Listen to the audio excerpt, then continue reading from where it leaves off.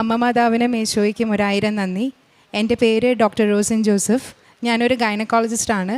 ഇപ്പോൾ ദുബായിലാണ് വർക്ക് ചെയ്യുന്നുകൊണ്ടിരിക്കുന്നത്. ഞങ്ങളിപ്പോൾ ദുബായിൽ നിന്ന് വെക്കേഷന് വേണ്ടി നാട്ടിൽ വന്നതാണ്. എൻ്റെ വീട് ചാലക്കുടി. ഞാൻ 9/2/2022 ഉടമ്പടി എടുക്കുന്നത്.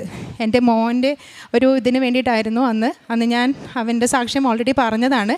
ഇതെൻ്റെ 2ാമത്തെ സാക്ഷിയാണ്. ഞാൻ 2011 PG കംപ്ലീറ്റ് ചെയ്തതിന് ശേഷം ഞാൻ നാട്ടിൽ തന്നെയായിരുന്നു ജോലി ചെയ്തുകൊണ്ടിരിക്കുന്നത്. അത് കഴിഞ്ഞിട്ടാണ് ഞാൻ ദുബായിലേക്ക് ഒന്ന് അപ്ലൈ ചെയ്യാമെന്നുള്ള ഒരു തീരുമാനത്തിലെത്തിയത്. ജോബിലുണ്ടായിരുന്ന ചില ഇഷ്യൂസ് കൊണ്ട് എനിക്ക് ദുബായിലേക്ക് മാറേണ്ട ഒരു ആവശ്യകത വന്നു. അപ്പോൾ ഞാൻ ആദ്യം അന്വേഷിച്ചത് DHA സ്പെഷ്യലിസ്റ്റ് എക്സാം എങ്ങനെ എഴുതാമെന്നാണ്. അത് വൺ ഓഫ് ദി ടഫസ്റ്റ് എക്സാമാണ്. കാരണം ഞാനൊരു 14 വർഷം കഴിഞ്ഞിട്ടാണ് എൻട്രൻസ് എക്സാം എഴുതാൻ പോകുന്നത്. അപ്പോൾ എനിക്ക് അതിൻ്റേതായ പേടിയും കാര്യങ്ങളും ഉണ്ടായിരുന്നു. വർക്ക് ചെയ്തുകൊണ്ടിരിക്കുന്നത് തന്നെ ഗൈനക്കോളജിസ്റ്റ് ആയതുകൊണ്ട് തന്നെ എനിക്ക് സമയവും തീരെ ഉണ്ടായിരുന്നില്ല. അപ്പോൾ എനിക്ക് പ്രിപ്പയർ ചെയ്യാൻ ഒട്ടും തന്നെ സമയം കിട്ടിയിട്ടില്ല. അപ്പോൾ അച്ഛൻ എപ്പോഴും പറയുന്ന പോലെ not my merit but by grace, അതാണ് എൻ്റെ കാര്യത്തിൽ അന്ന് സംഭവിച്ചത്. കാരണം ഞാനൊരു 10 ദിവസം കഷ്ടിയാണ് പുസ്തകം തുറന്നിട്ടുണ്ടാവുള്ളൂ. അതിനുശേഷം ഞാൻ പരീക്ഷ എഴുതാൻ പോയപ്പോൾ ഒരു 3 hours എക്സാമാണ്. അപ്പോൾ ഞാൻ അവിടെ ചെന്ന് കഴിഞ്ഞപ്പോൾ എൻ്റെ അടുത്ത് പറഞ്ഞു പാസ്പോർട്ട് സബ്മിറ്റ് ചെയ്യണം, കാശ് രൂപ ഒന്നും അകത്ത് കൊണ്ടുപോകാൻ പറ്റത്തില്ല എന്ന്. എനിക്കത് ഓൾറെഡി അറിയായിരുന്നു. അതുകൊണ്ട് തന്നെ ഞാൻ എൻ്റെ പോക്കറ്റിലാണ് എൻ്റെ കാശ് രൂപം വെച്ചിട്ടുണ്ടായിരുന്നത്. ഞാൻ പരീക്ഷാ സെൻറ്ററിൽ കയറി. എനിക്ക് അറിഞ്ഞുകൂടാ, കാരണം ഞാൻ കുറേ വർഷങ്ങൾക്ക് ശേഷമാണ് ഈ എക്സാം എഴുതുന്നത്. എനിക്ക് ദുബായിയുടെ ലോസോ ഒന്നും അറിയത്തില്ലായിരുന്നു. പക്ഷേ ഒരു 1.5 മണിക്കൂർ കൊണ്ട് എൻ്റെ പരീക്ഷ കഴിഞ്ഞു. എനിക്ക് അപ്പോഴും വിശ്വാസം ഉണ്ടായിരുന്നില്ല. ഈ 1.5 മണിക്കൂർ കഴിഞ്ഞ് ഞാൻ ഇറങ്ങിക്കഴിഞ്ഞാൽ എന്താ സംഭവിക്കാൻ പോണെന്നൊന്നും എനിക്കറിയില്ലായിരുന്നു. 1.5 hours കഴിഞ്ഞു. ഞാൻ പരീക്ഷ കഴിഞ്ഞ് പുറത്തിറങ്ങി.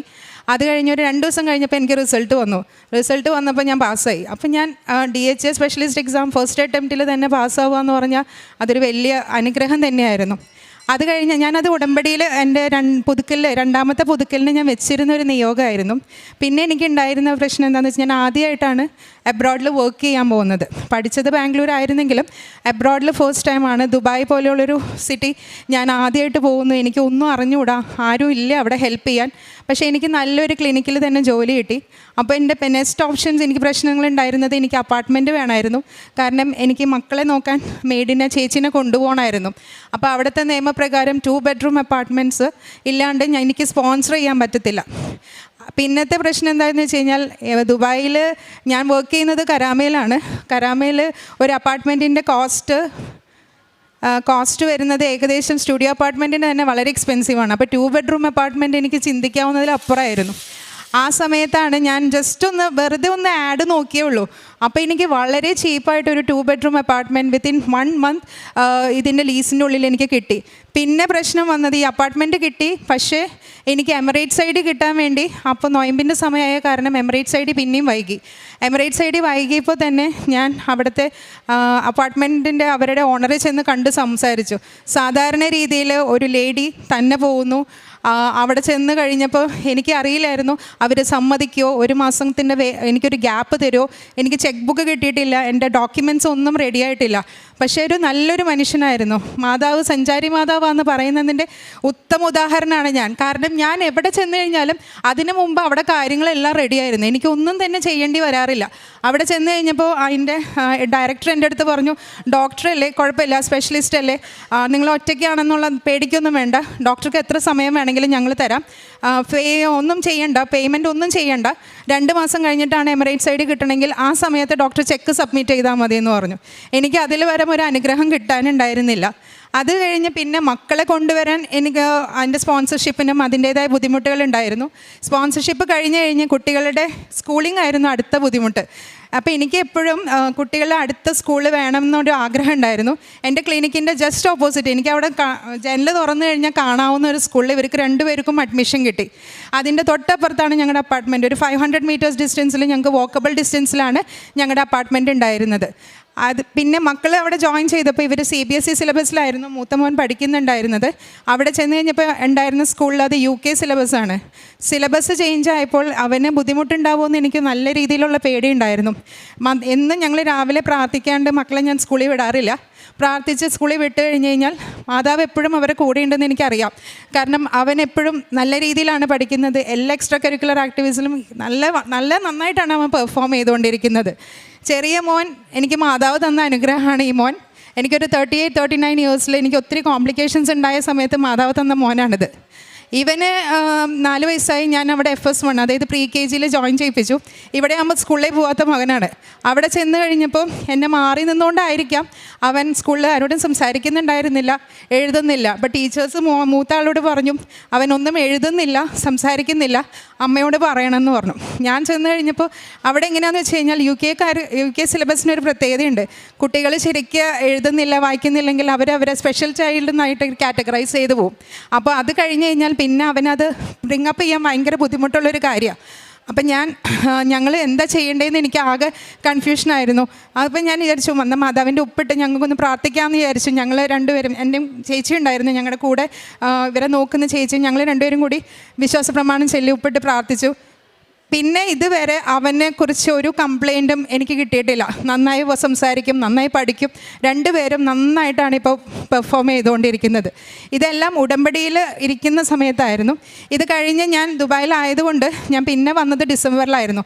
ആ നവംബറിൽ എനിക്കൊരു ബുദ്ധിമുട്ടുണ്ടായത് എന്താണെന്ന് വെച്ച് കഴിഞ്ഞാൽ ഓൺലൈൻ സ്കാംസ് നടക്കുന്ന സമയമാണ്. പക്ഷേ എനിക്കറിയില്ലായിരുന്നു ദുബായ് അങ്ങനെ ഒരു കൺട്രി ആണെന്നുള്ളതൊന്നും എനിക്കറിയില്ലായിരുന്നു. ഇപ്പോൾ എൻ്റെ സാലറി വന്ന് കുറച്ച് ദിവസമേ ആയിട്ടുണ്ടായിരുന്നുള്ളൂ. എൻ്റെ പാരൻസ് ദുബായിലുണ്ടായിരുന്നു. ഒരു ദിവസം എൻ്റെ അടുത്ത് ദുബായ് പോലീസിൽ നിന്നാണ് വെരിഫിക്കേഷനാണ്, നിങ്ങളുടെ എമിറേറ്റ്സ് ID ഇതല്ലേ എന്നൊക്കെ ചോദിച്ച് ഡീറ്റെയിൽസൊക്കെ അവരെല്ലാം എന്നോട് ഇങ്ങോട്ട് പറയുമായിരുന്നു. അപ്പോൾ എനിക്കൊന്നും സംശയം തോന്നിയില്ല. ഞാൻ എന്തോ ദൈവാനുഗ്രഹം കൊണ്ടോ മാതാവിൻ്റെ അനുഗ്രഹം കൊണ്ടോ എൻ്റെ അടുത്ത് OTP ചോദിച്ചു. OTP ചോദിച്ചപ്പോഴാണ് എനിക്ക് എന്തോ പെശകുണ്ട് എന്നുള്ളത് തോന്നിയത്. അപ്പോഴും ഞാൻ പറഞ്ഞു കുഴപ്പമില്ല, കൊടുക്കാം എന്നുള്ള ഒരു തീരുമാനത്തിലിരിക്കുമ്പോൾ എൻ്റെ മനസ്സിൽ നിന്ന് തോന്നി വേണ്ട, ഞാനത് വെരിഫൈ ചെയ്യട്ടെ എന്ന് പറഞ്ഞു. ഞാൻ അപ്പുറത്ത് വേറൊരു മൊബൈലിൽ നിന്ന് എൻ്റെ പേഴ്സണൽ ബാങ്കറെ വിളിച്ച് ചോദിച്ചു ഇങ്ങനെ OTP ചോദിക്കുന്നുണ്ട്. അപ്പോഴേക്കും എനിക്ക് മെസ്സേജസ് വന്നു കഴിഞ്ഞു, പൈസ മുഴുവൻ വിഡ്രോൺ ആയി എൻ്റെ ബാങ്കിൽ നിന്ന് പറഞ്ഞു. എനിക്ക് എന്താ ചെയ്യേണ്ടതെന്ന് ഒന്നും അറിയണുണ്ടായിരുന്നില്ല. കാരണം ദുബായിൽ എനിക്ക് എവിടെ പോയിട്ട് കംപ്ലയിൻറ്റ് ചെയ്യേണ്ടതെന്നോ ഒന്നും എനിക്കറിയില്ലായിരുന്നു. ആ സമയത്താണ് എനിക്ക് അപ്പോൾ എൻ്റെ ബാങ്കർ പറഞ്ഞു സാധാരണ രീതിയിൽ പൈസ നഷ്ടപ്പെട്ട് കഴിഞ്ഞാൽ തിരിച്ചു കിട്ടാൻ തീരെ സാധ്യതയില്ല, അത് പോയതായിട്ട് തന്നെ ഡോക്ടർ കണക്കാക്കിക്കോളൂ എന്ന് പറഞ്ഞു. ഞങ്ങൾ എന്നാലും പറഞ്ഞു വേണ്ട, നമുക്കൊന്ന് ബാങ്കിൽ പോയി അന്വേഷിക്കാമെന്ന് പറഞ്ഞു. ഞങ്ങൾ ബാങ്കിൽ പോയി. അതിന് തൊട്ട് മുമ്പ് ഞാനൊരു സൂപ്പർ മാർക്കറ്റിൽ കയറി ഒരു 10 ദിർഹത്തിൻ്റെ അങ്ങോട്ട് പർച്ചേസ് ചെയ്തിട്ടുണ്ടായിരുന്നു. അവിടെ ചെന്ന് കഴിഞ്ഞാൽ ഞാൻ കാശ് രൂപ മുറുകെ പിടിച്ചിട്ടാണ്, കരഞ്ഞ് കാശ് രൂപം പിടിച്ചിട്ടാണ് ഞാൻ അവിടെ ചെല്ലണത്. ചെന്ന് കഴിഞ്ഞപ്പോൾ അവിടുത്തെ ഓഫീസർ എൻ്റെ അടുത്ത് പറഞ്ഞു doctor you are really lucky, ദൈവമാണ് നിങ്ങളെ രക്ഷിച്ചിരിക്കുന്നത്. കാരണം ഇവിടെ ഒരു സൈബർ ക്രൈം നടന്നു കഴിഞ്ഞാൽ there is no chance that you can get the money back. 1 രൂപ പോലും എനിക്ക് നഷ്ടപ്പെട്ടിട്ടില്ല. 1 രൂപ എന്ന് പറഞ്ഞ് എനിക്കത് വിശ്വസിക്കാവുന്നതിൽ അപ്പുറമായിരുന്നു. കാരണം എന്നെപ്പോലെ ഒരു ലേഡി ദുബായിൽ ഒറ്റയ്ക്ക് ഈ വക കാര്യങ്ങൾ മാനേജ് ചെയ്യാമെന്ന് പറഞ്ഞു കഴിഞ്ഞാൽ എൻ്റെ വീട്ടിൽ തന്നെ പലർക്കും ഈ സംഭവം അറിയില്ല, വളരെ കുറച്ച് പേർക്ക് മാത്രം അറിയാവുന്ന കാര്യമാണ്. കാരണം ഇതിപ്പോൾ നാട്ടിൽ നടക്കുന്നുണ്ടെങ്കിലും ഞാൻ ദുബായിൽ ഇത് ഒട്ടും എക്സ്പെക്റ്റ് ചെയ്യാത്തൊരു കാര്യമാണ്. പിന്നത്തെ എൻ്റെ സാക്ഷി എന്താണെന്ന് വെച്ച് കഴിഞ്ഞാൽ എൻ്റെ മോന് മൂക്കിൽ ദശ വളരുന്നുണ്ടോയെന്നൊരു സംശയം തോന്നുന്നുണ്ടായിരുന്നു. അപ്പോൾ അതിൻ്റെ ഇവാലുവേഷൻ നടക്കുന്നുണ്ടായിരുന്നു. അപ്പോൾ എനിക്കൊരു സർജറി വേണ്ടി വരുന്നൊരു സംശയം ഉണ്ടായിരുന്നു. അഡിനോയിഡ്സ് എന്ന് പറയുന്നത് മൂക്കിലൊരു ദശ വളരുന്നതാണ്. പക്ഷെ ഞങ്ങളിപ്പോൾ ഇപ്രാവശ്യം വെക്കേഷന് വന്ന് അവൻ്റെ ഇവാലുവേറ്റ് ചെയ്തു, കുഴപ്പമില്ല, ഒരു മൂക്കിലെ പാലത്തിന് തെന്നൽ മാത്രമേ ഉള്ളൂ എന്നുള്ളതാണ്. ഞാൻ എന്നും സ്ഥിരമായിട്ട് അവന് വേണ്ടി പ്രാർത്ഥിക്കാറുണ്ട്. മൂക്കിൽ അലർജി ഉണ്ട്, എന്നാലും വലിയ പ്രശ്നങ്ങളില്ലാണ്ട് തീർന്നു. ഇത് ഈ മകനും അതെ, കഴുത്തിൽ 2-3 കഴലകൾ വന്നായിരുന്നു. അപ്പോൾ ആസ് എ ഡോക്ടർ ആകുമ്പോൾ എല്ലാം സംശയങ്ങളാണ്, അതാവോ ഇതാവോ എന്നുള്ള സംശയങ്ങളാണ്. വീട്ടിലെല്ലാവരും ഡോക്ടേഴ്സാണ്, അപ്പോൾ കൂടുതൽ സംശയമായി. അപ്പോൾ ഞങ്ങൾ രണ്ടുപേരും ചേച്ചി ഞാനും സ്ഥിരമായിട്ട് എണ്ണയിട്ട് പ്രാർത്ഥിക്കുമായിരുന്നു അവന് പ്രശ്നങ്ങളൊന്നും വരാതിരിക്കാൻ വേണ്ടി. അത് മാതാവ് തന്ന്, ഞങ്ങളപ്പോൾ എപ്പോഴും പറയും മാതാവ് തന്ന എൻ്റെ ഗിഫ്റ്റാണ് ഈ മോൻ, അപ്പോൾ അവൻ്റെ മാതാവ് കാത്തോളെന്ന് ഞങ്ങൾക്ക് ഉറച്ചായ വിശ്വാസമുണ്ട്.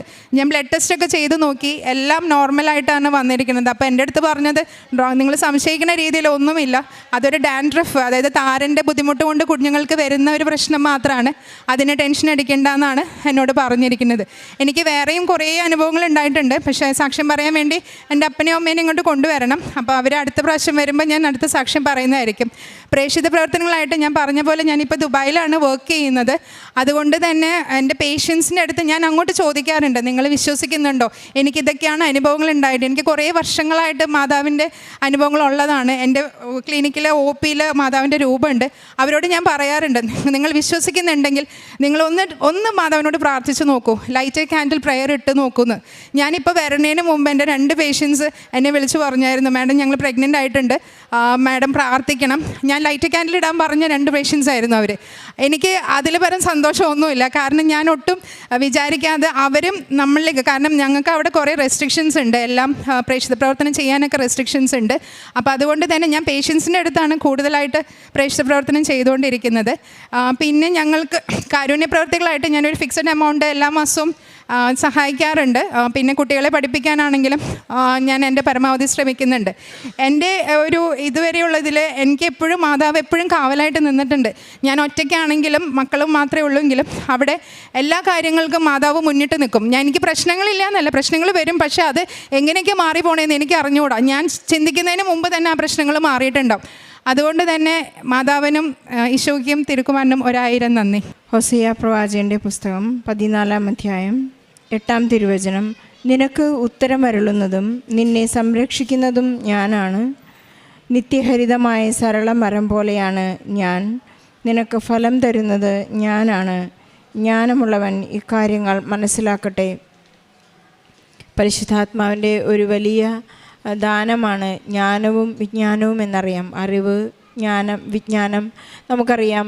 പരിശുദ്ധാത്മാവ് നൽകാതെ, പരിശുദ്ധാത്മാവിൻ്റെ പ്രത്യേക ഇടപെടൽ കൂടാതെ നമുക്ക് ഈ കൃപാസനാലയത്തിലേക്ക് വന്നുകൊണ്ട് ഉടമ്പടി ജീവിതം മുന്നോട്ട് നയിക്കുവാൻ നമുക്ക് സാധിക്കുകയില്ല എന്ന് ഓരോ ഉടമ്പടി ധ്യാനത്തിലും ജോസഫ് അച്ഛൻ നമ്മെ ഓർമ്മിപ്പിക്കുന്നുണ്ട്. ഇന്ന് നാം ഡെയിലി ബ്രെഡ് കൂടിയപ്പോഴായാലും നമുക്ക് അച്ഛൻ നൽകുന്ന ആ ഒരു വലിയ ബ്ലെസ്സിങ്, നമ്മെ ഒരു ദിവസത്തെ മുഴുവനുമുള്ള ആ ആഹാരം, ആത്മീയ ആഹാരം അച്ഛൻ നമുക്ക് നൽകിക്കൊണ്ടാണ് വിശുദ്ധ കുർബാനയിലേക്കും നമ്മുടെ നിത്യജീവിതത്തിലേക്കും നാം പ്രവേശിക്കുന്നത്. ഉടമ്പടിയിലായിരിക്കുന്ന എല്ലാ മക്കളും, അത് ഏത് ലൈഫ് പ്രൊഫൈലുള്ളവരാണെങ്കിൽ തന്നെയായാലും, പരിശുദ്ധ അമ്മ നമ്മെ കാത്തുപരിപാലിക്കുന്ന നമ്മുടെ എല്ലാ കാര്യങ്ങളും ഈശോയ്ക്ക് സമർപ്പിക്കുന്നത് ഒരു വലിയ ജീവിത സൗഭാഗ്യമാണെന്ന് ഓരോരുത്തരും ഏറ്റുപറയുന്നുണ്ട്. ഇവിടെ ഡോക്ടർ റോസൻ തൻ്റെ ഉടമ്പടി ജീവിതത്തിലെ വലിയ വലിയ അത്ഭുതങ്ങളെക്കുറിച്ചാണ് പറഞ്ഞത്. ഒരു പ്രവാസിയായി കഴിയുമ്പോൾ തനിക്ക് അവിടെ ഉണ്ടാകുന്ന എല്ലാ പ്രയാസങ്ങളെയും തരണം ചെയ്യാനായിട്ട് പരിശുദ്ധ മാതാവ് സഹായിച്ചിട്ടുള്ള, അനുഗ്രഹിച്ചിട്ടുള്ള, കൂടെ സഞ്ചരിച്ചിട്ടുള്ള അനുഭവങ്ങളെക്കുറിച്ചാണ് ഡോക്ടറോട് പറഞ്ഞത്. ഒരു DHA സ്പെഷ്യലിസ്റ്റ് എക്സാം പാസ്സാകാനായിട്ട് 3 മണിക്കൂർ എക്സാമാണത്. ഒരു വലിയ ഗ്യാപ്പിന് ശേഷം, തൻ്റെ സ്റ്റഡീസിന്, MBBS സ്റ്റഡീസിൻ്റെ വലിയൊരു ഗ്യാപ്പിന് ശേഷം ഈ ഒരു ടെസ്റ്റ് എഴുതുമ്പോൾ വലിയ ടെൻഷനോടുകൂടി, ജീവിതത്തിൻ്റെ എല്ലാ വ്യഗ്രതകളോടും കൂടി ചെന്നിരുന്ന് ആ വലിയ ആ എക്സാം ടൈമിനെ പരിശുദ്ധ അമ്മയുടെ കൈകളിലേക്ക് ഏൽപ്പിച്ചു കൊടുത്തുകൊണ്ട് ഈ ഡോക്ടർ പറയുകയാണ്, പരിശുദ്ധ അമ്മ എനിക്കൊന്നും അറിയില്ല. It is working by not by merit but by grace. ഇത് വളരെ ക്ലിയറാണ്. എൻ്റെ എല്ലാ അയോഗ്യതകളെയും ഞാൻ സമർപ്പിച്ച് കഴിയുമ്പോഴാണ് എനിക്ക് എൻ്റെ ഈശോയുടെ കൃപ നമ്മിൽ വർക്ക് ചെയ്യുന്നതെന്ന് നമുക്കറിയാം. ഈ ഡോക്ടർ അത് സമർപ്പിച്ച് കഴിഞ്ഞപ്പോൾ 3 മണിക്കൂറിൻ്റെ ആ പരീക്ഷ 1.5 മണിക്കൂറിനുള്ളിൽ എനിക്ക് അത് ചെയ്തു തീർക്കാനായിട്ട് സാധിച്ചു എന്ന് ഇവിടെ സാക്ഷ്യപ്പെടുത്തുന്നു.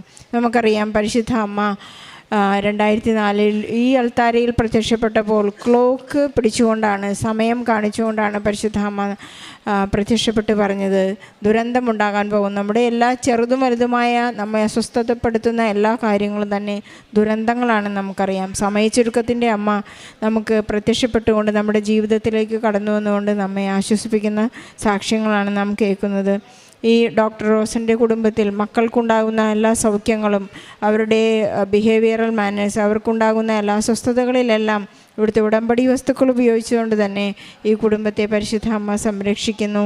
അതുപോലെ തന്നെ ഈ മകളുടെ ഒരു വലിയ ആഗ്രഹമായിരുന്നു ദുബായിലുള്ള ക്ലിനിക്കിൻ്റെ അടുത്ത് തന്നെ എനിക്കൊരു വീട് തരണം എന്നുള്ളത്. പരിശുദ്ധ അമ്മ നമ്മുടെ ആഗ്രഹങ്ങളും ആവശ്യങ്ങളുമെല്ലാം പരിശുദ്ധ ദേവമാതാവ് ഈശോയ്ക്ക് സമർപ്പിച്ച് കഴിയുമ്പോൾ, ഇന്ന് ഈ സഹോദരി പറയുന്നത്, എൻ്റെ വിൻഡോ തുറന്നു കഴിഞ്ഞാൽ, എൻ്റെ ജനൽ തുറന്നു കഴിഞ്ഞാൽ എൻ്റെ കുട്ടികളുടെ സ്കൂൾ എനിക്ക് കാണാമല്ലോ. 500 മീറ്റേഴ്സ് അകലെയുള്ള, അത്രയും അടുത്താണ് എൻ്റെ സ്കൂളും വീടും തമ്മിലുള്ള അകലം. നമ്മുടെ എല്ലാ കാര്യങ്ങളെയും ക്രമീകരിക്കുന്ന ഒരു വലിയ ജീവിത പദ്ധതിയാണ് ഈ ഉടമ്പടി എന്ന് നമുക്ക് മനസ്സിലാക്കാൻ സാധിക്കും. അതുപോലെ തന്നെ മറ്റൊരു വിദേശത്തായിരിക്കുമ്പോൾ മണി ട്രാപ്പ് നമ്മുടെ നാട്ടിലുണ്ടെങ്കിൽ തന്നെയായാലും അതിലൊക്കെ പെട്ടുപോകുമ്പോൾ നമ്മെ എപ്പോഴും ആശ്വസിപ്പിക്കുകയും സഹായിക്കുകയും അതിലൊന്നും പെടാതെ നമുക്ക് രക്ഷപ്പെടാനുള്ള മാർഗങ്ങളെല്ലാം പരിശുദ്ധ അമ്മ അങ്ങനെ ചെയ്യരുത്, ഇങ്ങനെ ചെയ്യരുത്, എങ്ങോട്ട് തിരിയണം. നമ്മൾ സുവിശേഷത്തിൽ പഴയ നിയമത്തിൽ വായിക്കുന്നു, നീ എങ്ങോട്ട് തിരിയണമെന്ന് ഞാൻ നിന്നോട് പറയും, നിൻ്റെ മുഖത്ത് നോക്കി നീ നടക്കേണ്ട വഴി ഞാൻ നിന്നെ പഠിപ്പിക്കുമെന്ന് ദൈവമായ കർത്താവ് നമ്മോട് അരുളി ചെയ്യുന്നുണ്ട്. നമ്മുടെ എല്ലാ ഉടമ്പടി ജീവിതത്തിന് നമുക്കിത് ഇതിലെപ്പുറം നമുക്ക് കിട്ടുന്ന അനുഗ്രഹങ്ങളെക്കാൾ അധികം നാം എങ്ങനെ ഉടമ്പടി ജീവിക്കുന്നു എന്നുള്ളതാണ് ഓരോ സാക്ഷ്യത്തിലും നാം ഏറ്റുപറയുന്നതും. അതാണ് നമ്മുടെ ഉടമ്പടി ജീവിതത്തിൻ്റെ പ്രത്യേകതയും. നമ്മൾ എങ്ങനെ തന്നെ നമുക്ക് 3 മാസം നാം ഉടമ്പടി എടുത്ത് ഇവിടെ നിന്ന് പോകുമ്പോൾ, ഒരു പക്ഷേ നിങ്ങൾ ഉടമ്പടി എടുക്കാൻ തീരുമാനിക്കുമ്പോൾ തന്നെ നമ്മുടെ കാര്യങ്ങൾക്ക് ഉത്തരങ്ങൾ കാണും നമുക്കറിയാം. അതൊരു ഇൻസെൻറ്റീവായി നമുക്ക് കിട്ടുന്നതാണ്. ജോസഫ് അച്ഛൻ നമ്മളെ ഓർമ്മിപ്പിക്കുന്നുണ്ടെങ്കിലും അത് കഴിഞ്ഞ് നാം അഹങ്കരിക്കുന്നുണ്ടോ? അതെല്ലാം എനിക്കൊരു വഴിയേ വന്നതാണെന്ന് നമ്മൾ ചിന്തിക്കുമ്പോൾ നമ്മുടെ ഉടമ്പടി അവിടെ തന്നെ നഷ്ടപ്പെട്ടു എന്ന് ജോസഫ് അച്ഛൻ നമ്മെ ഓർമ്മിപ്പിക്കുന്നുണ്ട്. നമുക്കെപ്പോഴും വിശ്വസ്തരായിരിക്കാം. ഡോക്ടർ റോസൻ്റെ ഈ വലിയ മനോഹരമായ ഈ സാക്ഷ്യത്തിന്, വളരെ സാഹസികമായൊരു ജീവിതത്തിന് ഈശോയ്ക്കും പരിശുദ്ധ അമ്മയ്ക്കും നന്ദി പറഞ്ഞുകൊണ്ട് ഈ സാക്ഷ്യം നമുക്ക് കയ്യടി